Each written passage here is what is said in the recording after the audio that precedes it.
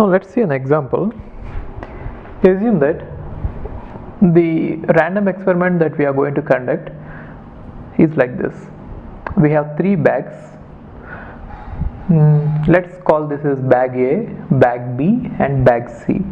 In bag A, let's say we have 2 green balls and 3 red balls.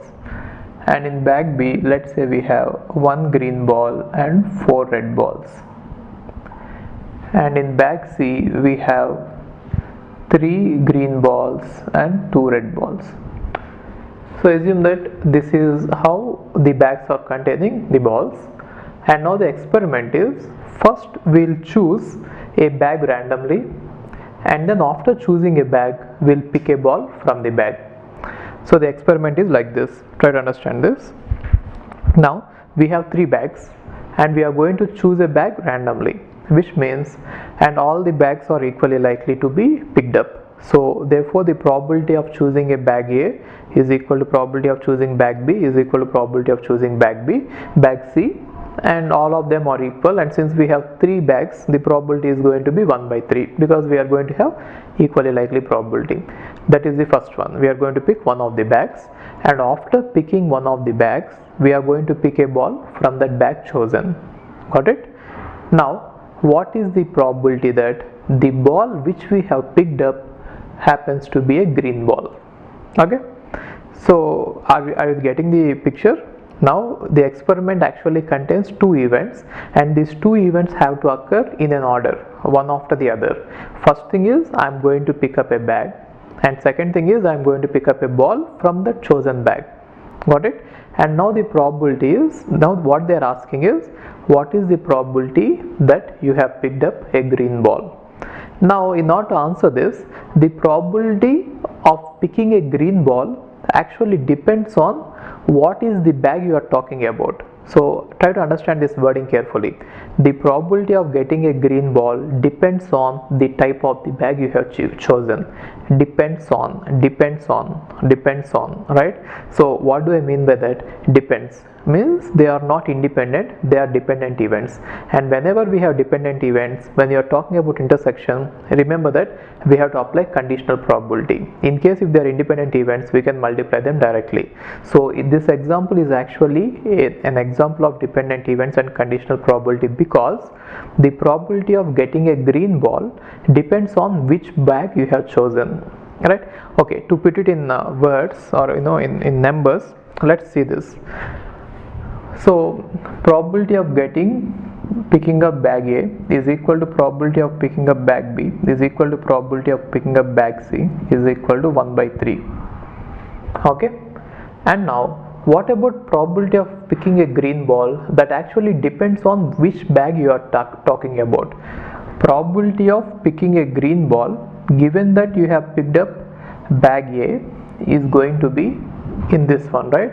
So you have already picked up bag A. Now what is the probability of picking up a green ball?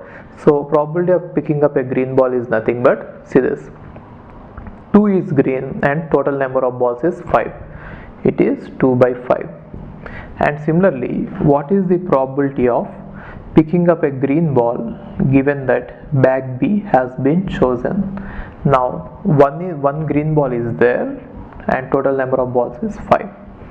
And what about probability of picking up a green ball given that bag C has been chosen?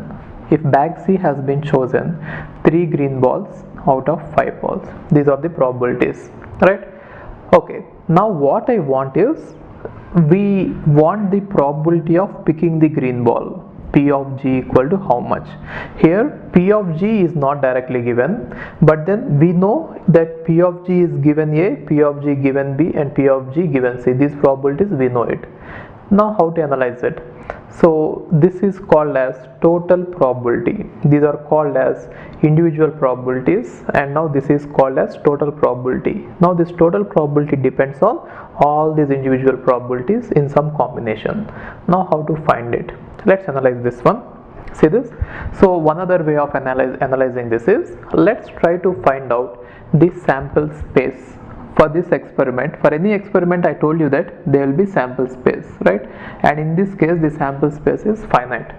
Now what are the events that we are talking about? First thing is we'll pick up one of the bag and then we'll pick up one of the ball, isn't it? Therefore, when I pick up the bag first, the bag could happen to be A, right? And then when I pick up the ball from A, it could be green, right? Or the bag could be A and the ball could be blue. What is it? Red. Okay, try to understand this. Now I am talking about the sample space. What is the experiment we are conducting? We'll pick up a bag and then we'll pick up a ball. Therefore, first bag, the bag could be A, and in case if bag happened to be A, then the ball when we pick up, it could be either green or red. Therefore, these two events are possible. These 2 points will be present in the sample space. Similarly, the bag could be B and the ball could be green, or bag could be B and the ball could be red. Similarly, bag could be C, ball could be green, bag could be C, ball could be red. These are all the events. Now what is that we want? We want the probability that the ball happens to be green, which means we want the probability which is equal to sum of these 3 probabilities. Now how do you analyze it? In order to analyze it, you can understand one thing. Look at the sample space.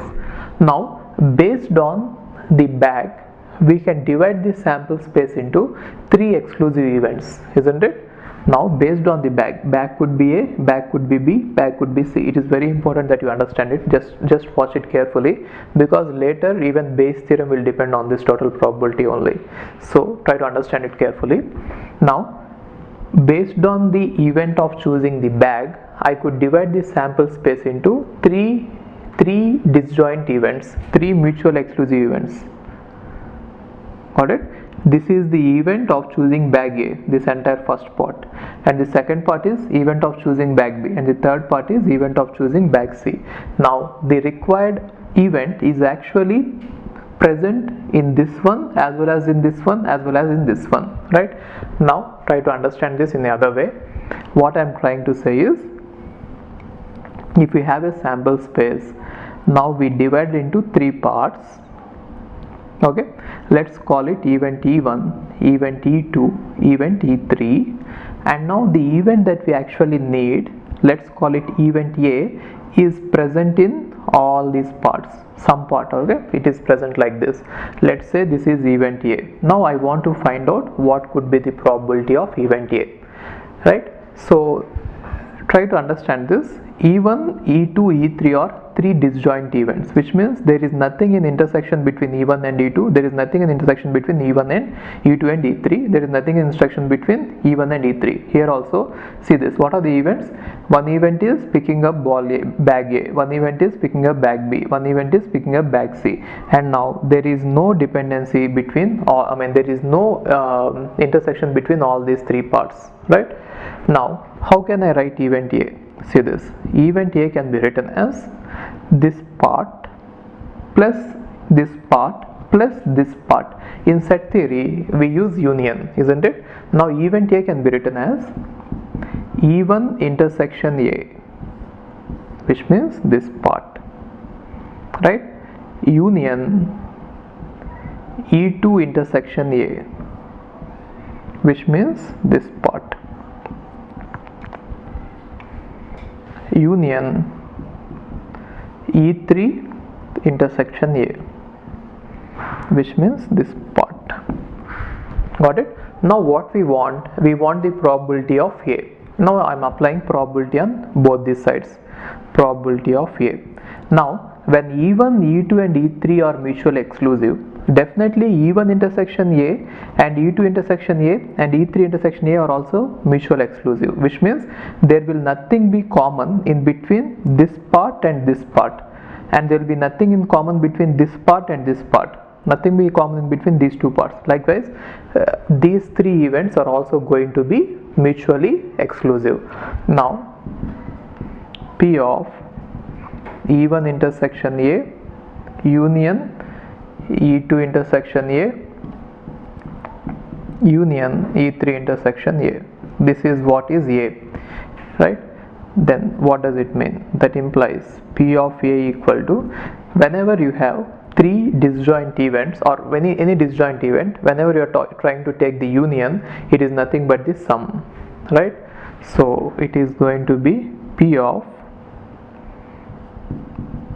E1 intersection A plus P of E2 intersection A plus P of E3 intersection A. Got it?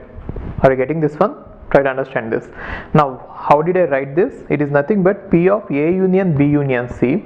We know that P of A union B union C is equal to P of A plus P of B plus P of C minus P of A intersection B minus P of B intersection C minus P of A intersection C.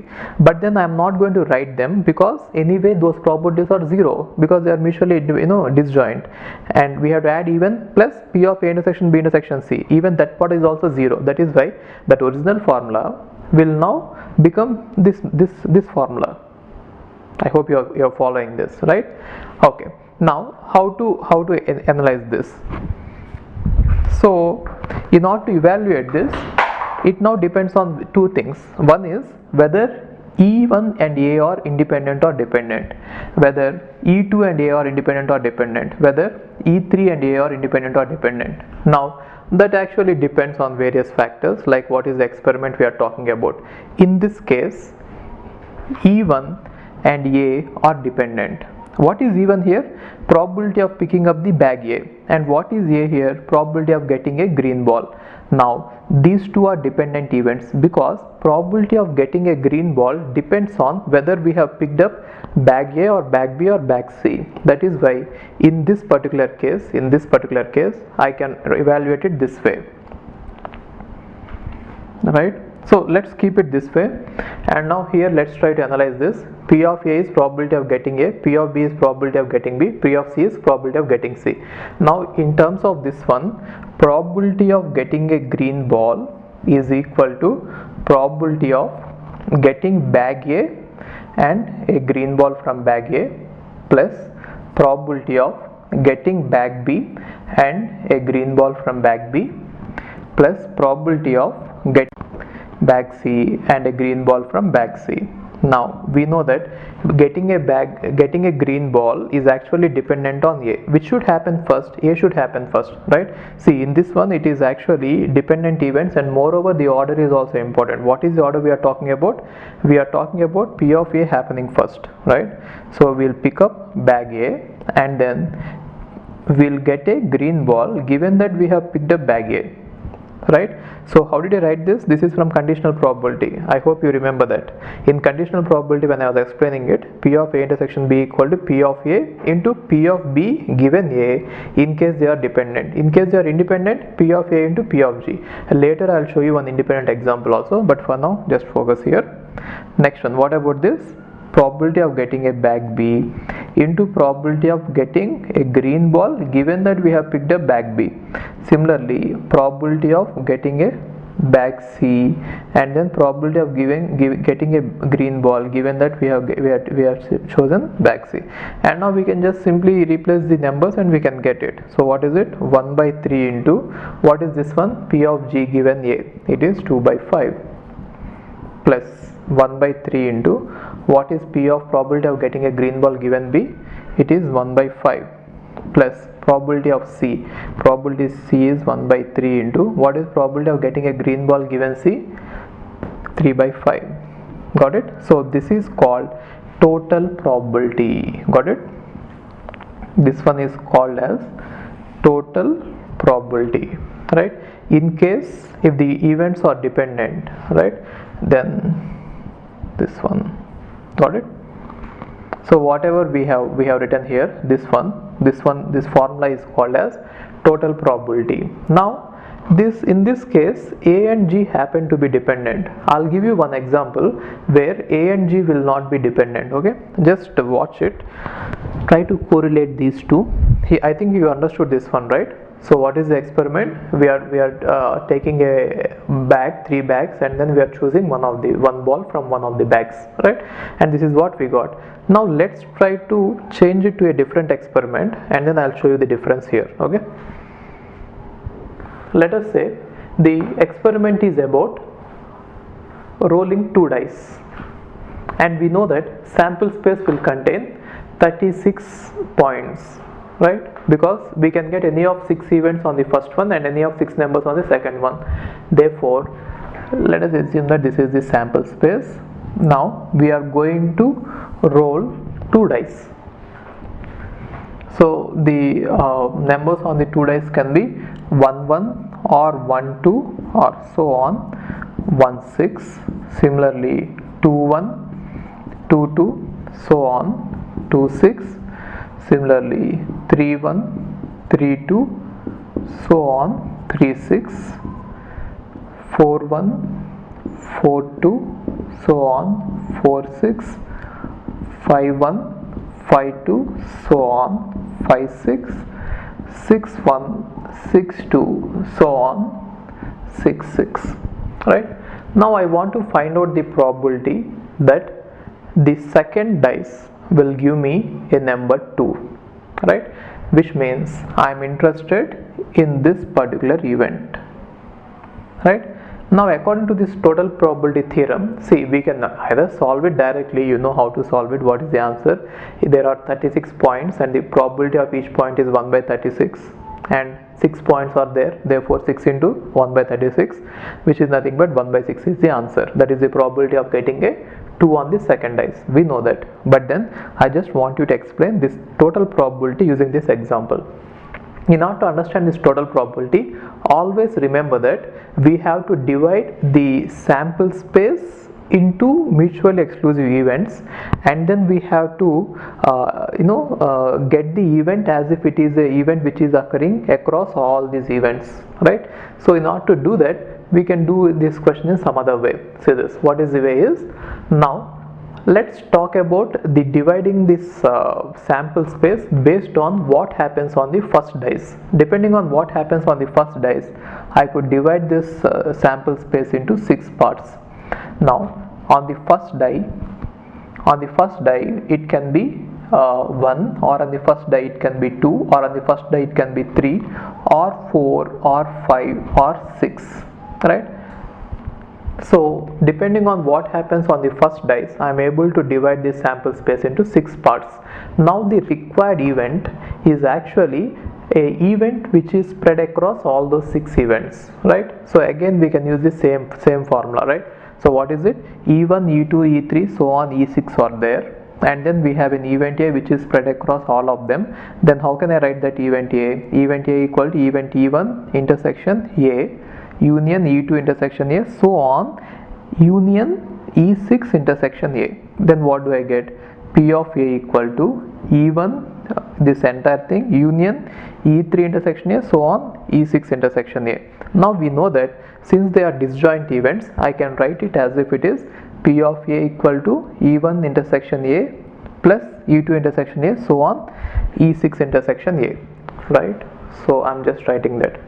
So probability of getting a 2 on the second dice, let me call it, that is event A, is equal to probability of getting E1, which means first one, 1 on first dice intersection 2 on second dice, plus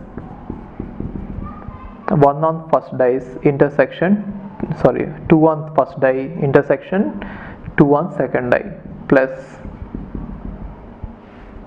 3 on first die intersection 2 on second die, plus 4 on first die intersection 2 on second die,